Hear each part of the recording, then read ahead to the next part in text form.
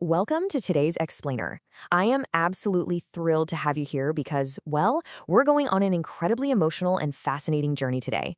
We're going to unearth the deeply personal roots behind one of the most iconic pieces of Indian cinema ever made, the 1997 film Border.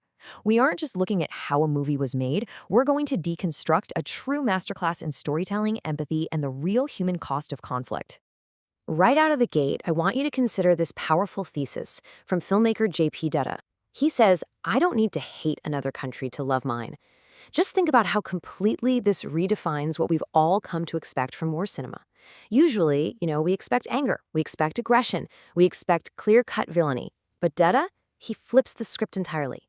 He's telling us that true patriotism doesn't require an ounce of hatred.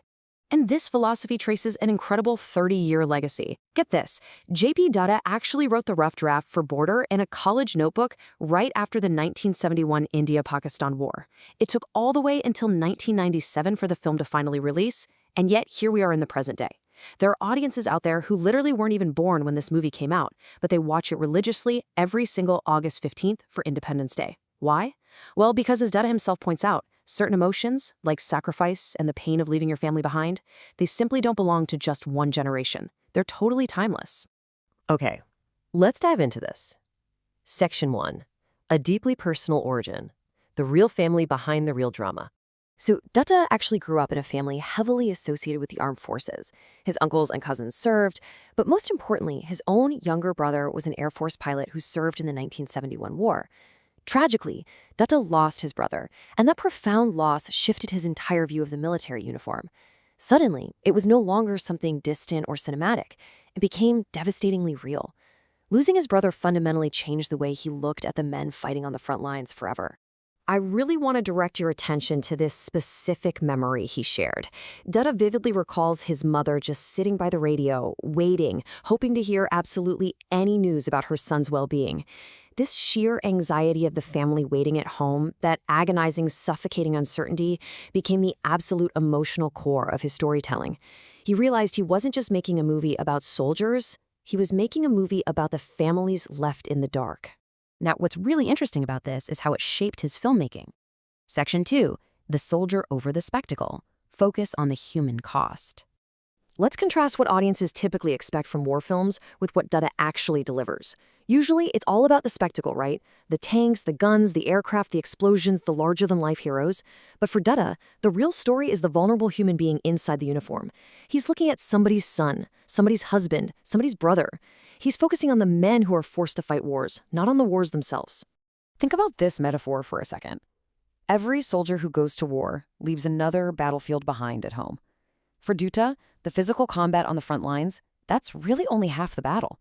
The waiting, the uncertainty, and the immense pride of the family back home represent a completely different kind of battlefield, and it is absolutely just as crucial to the story.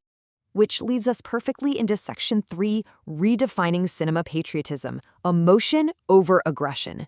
So the crucial point here is how Dutta actually defines love for one's country. For him, true patriotism is defined by a few key things: pride in one's roots, ultimate sacrifice, and unwavering duty. It's a young man standing hundreds of kilometers away from his family, fully believing there's something much larger than himself to protect.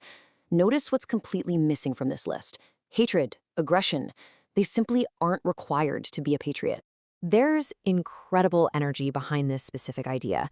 You do not have to scream for 2 hours to prove that you love your country.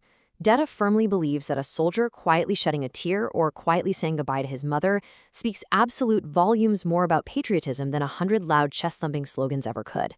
Emotion is not melodrama, guys. It's the harsh reality of asking a young man with his whole life ahead of him to confront death. And this brilliantly illustrates the real depth of his work. Think about the endings of his major films. Despite being entirely about war, they always, and I mean always, end with an explicit plea for peace. Border ends with the haunting message, Mere Dushman Mere Bhai, calling the enemy his brother. LOC Kargil and Paltan carry similar heavy anti-war sentiments. If you actually look closely at his filmography, Dutta has never celebrated war. Just let this heavy quote sink in for a moment. War means somebody's son doesn't come home, and that is true on both sides of a border. This proves to us that there is absolutely zero contradiction between deeply saluting a soldier's incredible courage and simultaneously wishing that the battle never had to be fought in the first place. It is just such a profound, empathetic worldview. So, I want to ask you directly, how does a deeply personal legacy like this actually survive across generations? How does a story scribbled in a college notebook way back in 1971 continue to breathe and evolve today? That brings us to Section 4, Carrying the Legacy Forward, a new generation of stories. Let's see how this builds, because this legacy is literally expanding in real time.